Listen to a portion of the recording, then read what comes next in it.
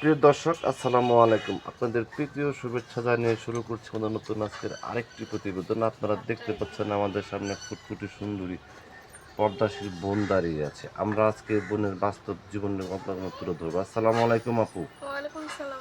ভালো আছেন আপু? হ্যাঁ, আল্লাহ রাখছে ভালো। নাম কি আপনার? সুবর্ণা। সুবর্ণা। নামটা তো অনেক সুন্দর। নামটা কে রাখছে আপনার? মায় রাখছে। মা বাবা আছে আপনার? না। মা বাবা নাই? না। ভাই বোন আছে?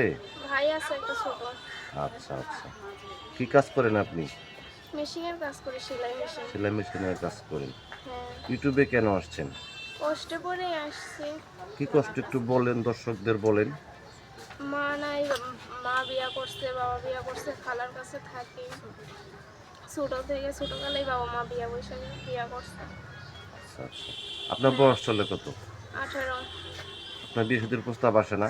আসে, যৌতুক চায় অনেক, তার জন্য খালার যৌতুক কাছে চায়। থাকি। এই খালা যে কি আপনি আর যে পর্দা করে আসছেন, সবসময় কি পর্দার মধ্যেই থাকেন? হ্যাঁ, ইনশাল্লাহ পর্দার মধ্যেই থাকি। এই মুখটাকে আমাদের দেখাবেন?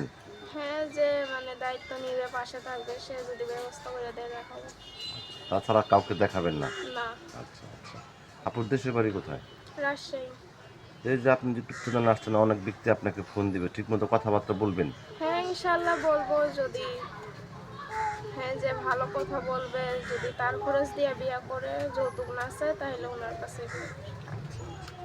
তো আপনি কি ইয়াং মানুষ চাচ্ছেন না বয়স্ক মানুষ চাচ্ছেন? যেই রকমই হোক সমস্যা নেই, যে পাশে থাকবে, খারাপ সময় পাশে থাকবে, দায়িত্ব নিবে, খাওয়াইতে পড়াইতে পারবে, সেরকম মানুষ।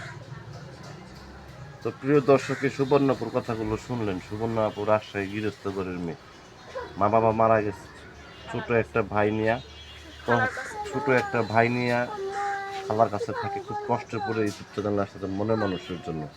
ইউটিউব চ্যানেলে প্রথম আসছে। যদি কোনো ব্যক্তি আপুকে ভালোবেসে কাছে পেতে চান বা যোগাযোগ করতে চান বা আপুর চাঁদ মুখখানা দেখতে চান, আপুর নাম্বারটি হচ্ছে 01794381244। নাম্বারটা আমি আবারও বলছি, 01794381244। এই নাম্বারে যোগাযোগ করতে পারবেন। প্রেম, ভালোবাসা, সাহায্য সহযোগিতা যে যেটা করবেন সেটা আপনাদের একান্ত ব্যক্তিগত ব্যাপার। বেশি বেশি করে নামাজ পড়েন এবং বেশি বেশি করে দেশটাকে ভালোবাসেন। ভালো থাকেন। আসসালামু আলাইকুম।